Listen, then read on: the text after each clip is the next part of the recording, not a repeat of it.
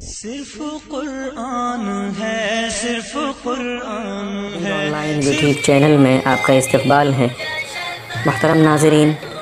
علماء کرام کے ہر طرح کے دینی، علمی، اصلاحی بیانات اور پیغامات محبت کے لیے نیز بہترین حمد و نعت کے لیے ہمارے چینل کو سبسکرائب کریں اور بیل آئیکن کو دبانا نہ بھولیں تاکہ ہمارا ہر اپڈیٹ آپ کو پہلے مل سکے۔ نہیں ستایا گیا، اور آپ علیہ الصلوۃ والسلام سے جب ایک موقع سے پوچھا گیا کہ یا رسول اللہ، آپ کو سب سے زیادہ تکلیف اس دین کی راہ میں کب ہوئی؟ آپ کو سب سے زیادہ ستایا گیا، آپ کو سب سے زیادہ ڈرایا گیا، لیکن سب سے زیادہ آپ کو تکلیف کب ہوئی؟ آپ علیہ الصلوۃ والسلام کی زندگی میں انیک واقعات آئے ہیں جب آپ کو بہت بدترین طریقے سے ستایا گیا۔ آپ کے جسم مبارک پر اوجھڑی رکھی گئی ہے، آپ کے گردن میں چادر کو کھینچا گیا ہے، آپ علیہ الصلوۃ والسلام کے گھر کا محاصرہ کیا گیا تاکہ چراغ نبوت کو بجھا دیا جائے۔ غزوہ احد میں آپ کے دانت شہید ہوئے ہیں، آپ پر حملے ہوئے ہیں۔ آپ نے کسی واقعے کا تذکرہ نہیں کیا، لیکن آپ علیہ الصلوۃ والسلام نے ایک واقعے کا تذکرہ کیا۔ سن 10 نبوی میں جب مکہ کے قریش نے آپ علیہ الصلوۃ والسلام کی دعوت کو نہیں مانا، ٹھکرا دیا، تو آقا صلی اللہ علیہ وسلم اللہ کے دین کی اس دعوت کو لے کر بغل کے علاقے میں طائف تشریف لے گئے۔ طائف کے لوگوں کی رشتہ داریاں اور برادریاں مکہ کے قریش کے ساتھ تھی۔ آپ علیہ الصلوۃ والسلام یہ چاہتے تھے کہ طائف کے ذمہ دار، طائف کے رؤسا اور طائف کے لوگ اگر اسلام قبول کر لیں گے تو مکہ میں دین کو جمانا، دین کو پھیلانا آسان ہو جائے گا۔ آپ علیہ الصلوۃ والسلام طائف تشریف لائے۔ طائف کے 3 سردار تھے، قبیلہ بنو ثقیف کے عبد یالیل، مسعود، حبیب۔ ان تینوں بڑے سرداروں اور بڑے ذمہ داروں کے پاس نبی رحمت جناب محمد الرسول اللہ صلی اللہ علیہ وسلم اس امید کے ساتھ گئے ہیں کہ مکہ کے اندر 10 سالوں میں دین کو فروغ نہیں ہوا، نبوت جس مشن کے ساتھ ہمیں دی گئی اس مشن کو تقویت نہیں مل رہی ہے، اگر ان 10 سالوں کے بعد بھی طائف کے یہ بڑے ذمہ داران ہماری دعوت کو قبول کر لیتے ہیں تو ان کے واسطے سے مکہ کے اندر بھی دین کی تبلیغ آسان ہو جائے گی۔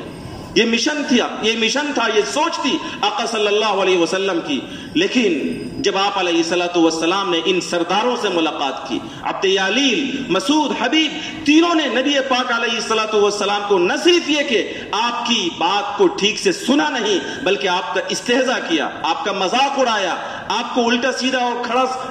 کھڑی باتیں سنائی۔ اور پھر آپ علیہ الصلوۃ والسلام جب نا امید اس علاقے سے واپس آئے تو ان کمبختوں نے اس علاقے کے غلاموں کو اور اوباش اور گندے قسم کے لڑکوں کو آپ علیہ الصلوۃ والسلام کے پیچھے لگا دیا کہ جاؤ اور تم اس شخص کے پیچھے تالیاں بجاؤ، اس کا مذاق اڑاؤ، اس پر پتھر برساؤ، یہاں تک کہ آپ علیہ الصلوۃ والسلام کے جسم مبارک لؤلؤان ہو گیا، آپ علیہ الصلوۃ والسلام کا جسم مبارک چھلنی ہو گیا۔ آپ علیہ الصلوۃ والسلام نے ایک موقع سے فرمایا کہ جتنی زیادہ تکلیف طائف کے اس سفر میں میرے ساتھ ہوئی اتنی زیادہ تکلیف مجھے پورے نبوی سفر میں اور دین کی تبلیغ کی اس راہ میں کہیں نہیں ہوئی۔ میرے بزرگوں، کیا طائف کے اس سفر میں جب نبی پاک علیہ الصلوۃ والسلام کو بدترین قسم کی ایذا اور بدترین قسم کے استہزاء اور مذاق کا سامنا کرنا پڑا تو کیا اس موقع سے اللہ کی مدد آپ کی طرف متوجہ نہیں ہوئی؟ کیا اللہ تعالیٰ نے آپ کو آفر نہیں کیا مدد کا؟ روایات کے اندر موجود ہے کہ اللہ تبارک و تعالیٰ نے پہاڑوں کے فرشتے کو بھیجا کہ میرے محبوب کو سلام کہو اور کہو کہ اگر وہ اجازت دیں تو طائف کے دونوں طرف جو پہاڑ ہیں اسے ہم ملا دیں اور یہ لوگ آٹے کی طرف پس جائیں جنہوں نے آپ کی شان میں گستاخیاں کی۔ آقا صلی اللہ علیہ وسلم کو جو یہ آفر ملا، ہم اور آپ ہوتے جن کے ساتھ دشمنوں نے اس طرح کا سلوک کیا ہوتا تو ہم اور آپ شاید لوگوں سے ہمدردیاں بٹورتے، لوگوں کو دعوت دیتے کہ میرے ساتھ اس طرح کا ظلم ہوا ہے، آؤ میرے ساتھ مل کر ان سے انتقام لیتے ہیں، ان سے بدلہ لیتے ہیں۔ لیکن مالک کائنات، رب کائنات اللہ نے اپنے طاقتور فرشتے کو جب بھیجا تو نبی پاک علیہ الصلوۃ والسلام نے اس موقع سے فرمایا کہ نہیں، ایسا مت کرنا، اگر یہ لوگ مجھے نہیں جانتے تو کل ان کی نسلیں ممکن ہیں مجھے جانے اور ان کی زبان سے لا الہ الا اللہ محمد الرسول اللہ کی آواز نکلے۔ آپ نے دعائیں دی، اللہم اہد قومی فانہم لا یعلمون، اے اللہ میری اس قوم کو ہدایت دے کیونکہ یہ لوگ مجھے نہیں جانتے۔ آپ انہیں اپنی معرفت اور نبی کی نبوت کی ہدایت دے دیجئے، یہ لوگ مجھے نہیں جانتے اس لیے یہ لوگ میرے ساتھ ایسا کر رہے ہیں۔ میرے بزرگوں، یہ ہے نبی پاک علیہ الصلوۃ والسلام کی رحمت۔ تو کیا اس معافی کے بعد آپ علیہ الصلوۃ والسلام کے دین کو فروغ حاصل نہیں ہوا؟ سیرت کی کتابوں کو پڑھیے کہ طائف کے جن لوگوں کے لیے آپ نے ہدایت کی دعا کی اور جس کو آپ نے معاف کیا، آج ان کی نسلیں لا الہ الا اللہ محمد الرسول اللہ کا اقرار کر رہی ہے۔ طائف کا وہ سارا خطہ آج اسلام میں داخل ہے اور وہ سارے کے سارے لوگ اسلام کا کلمہ پڑھتے ہیں۔ نبی پاک علیہ الصلوۃ والسلام کی رحمت کے تعلق سے ایک بات سنا کر اپنی بات مکمل کروں۔ آپ علیہ الصلوۃ والسلام 40 سال کی عمر میں نبوت آپ کو ملی، اس کے بعد آپ 23 سال تک اس دنیا کے اندر تشریف رکھا آپ نے، 13 سال مکہ میں رہے، 10 سال مدینے میں رہے، 13 سال میں نبی پاک علیہ الصلوۃ والسلام کی نبوت کا وہ مقصد جس کے بارے میں اللہ نے کہا لیظہرہ علی الدین کلہ، کہ ہم نے اس نبی کو اس لیے بھیجا ہے تاکہ یہ دین دنیا کے تمام مذاہب پر غالب کر دیا جائے۔ 13 سال میں آپ علیہ الصلوۃ والسلام نے نبوت کی تشکیل کے لیے، نبوت کی تبلیغ کے لیے، اللہ کی معرفت کو لوگوں تک پہنچانے کے لیے ہر طریقے کو استعمال کیا، لیکن آپ علیہ الصلوۃ والسلام کو بظاہر وہ کامیابی حاصل نہیں ہوئی۔ آپ علیہ الصلوۃ والسلام مدینہ منورہ تشریف لائے، یہاں 10 سال آپ رہے، 8 سال تک مسلسل محنت کرتے رہے، اور 13 اور 8 21 سال میں آپ علیہ الصلوۃ والسلام کو مکہ کے فتح کی خوشخبری ملی، مکہ فتح ہوا، آپ علیہ الصلوۃ والسلام مکہ میں فاتحانہ شان کے ساتھ داخل ہوئے۔ 21 سال تک جن ظالموں نے آپ کو تڑپایا تھا، 21 سال تک جن جابروں نے آپ کے جانثاروں پر طرح طرح کے حملے کیے تھے، جس کی وجہ سے آپ کی بچیوں پر ظلم ہوا، آپ کے جانثاروں پر ظلم کے تمام طریقے استعمال کیے گئے، اب موقع تھا اور اب باری تھی کہ آپ علیہ الصلوۃ والسلام مکہ کے ان ظالموں سے بدلہ لے سکے۔ مکہ میں جن لوگوں نے آپ کو ستایا تھا، یہ وہ موقع تھا کہ آپ علیہ الصلوۃ والسلام فاتح تھے اور مکہ کے یہ لوگ مفتوح تھے، آپ غالب تھے اور مکہ کے یہ کفار مغلوب تھے، آپ علیہ الصلوۃ والسلام آقا تھے اور یہ غلام تھے، آپ علیہ الصلوۃ والسلام بدلہ لے سکتے تھے، لیکن آپ نے مکہ کی سرزمین پر جب قدم رکھا تو قدم رکھتے ہی نبی رحمت کا رحمت والا اعلان ہوا، لا تثریب علیکم اليوم اذهبوا وانتم الطلقاء، اے لوگوں آج تم سے کوئی بدلہ نہیں لیا جائے گا، جاؤ تم سب کے سب آزاد ہو۔ میرے بزرگوں اور دوستوں، رحمت کا یہ پیغام جب مکہ کے ظالموں کو ملا، اس کا کیا نتیجہ ہوا؟ قرآن مجید نے ذکر کیا یدخلون فی دین اللہ افواجا،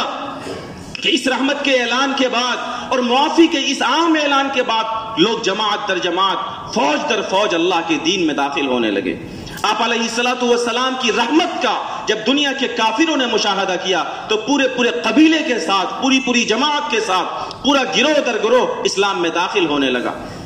نبی پاک علیہ الصلوۃ والسلام کی ذات سارے جہان کے لیے رحمت ہیں، اور ہم اور آپ اسی نبی رحمت کی امت رحمت ہیں۔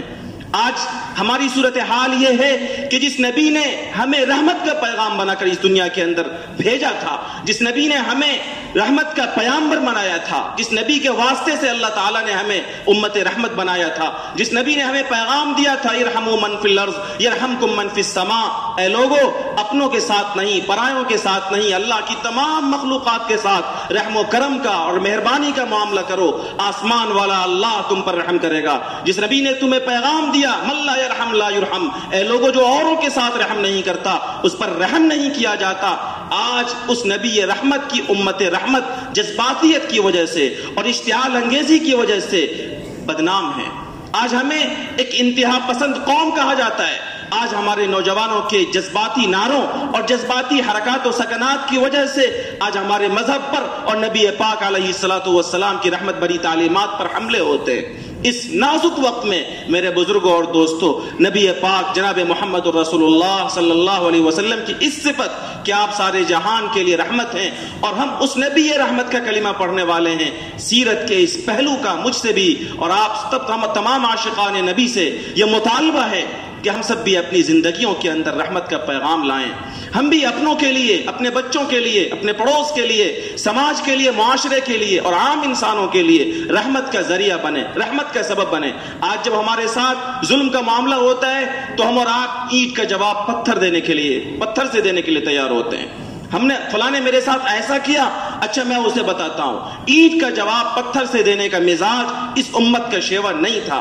اینٹ کا جواب پتھر سے دینے کے بجائے اینٹ کا جواب پھول سے دینا، دشمنوں کی دشمنیوں کو، گستاخوں کی گستاخی کو، ظالموں کے ظلم کو معاف کرنا، یہ اس امت کا مزاج تھا۔ रहमत का अब्र बनकर जहां भर में जाइए, आलम ये जल रहा है, बरस कर बुझाइए। किसी बुजुर्ग ने कहा कि आज हर तरफ नफरत का माहौल है, नफरत के इस माहौल को मोहब्बत से ही बदला जा सकता है। इसलिए हमारी जिम्मेदारी है कि हम अपनों के लिए भी और परायों के लिए भी, अपनों के लिए और गैरों के लिए भी रहमत का पैगाम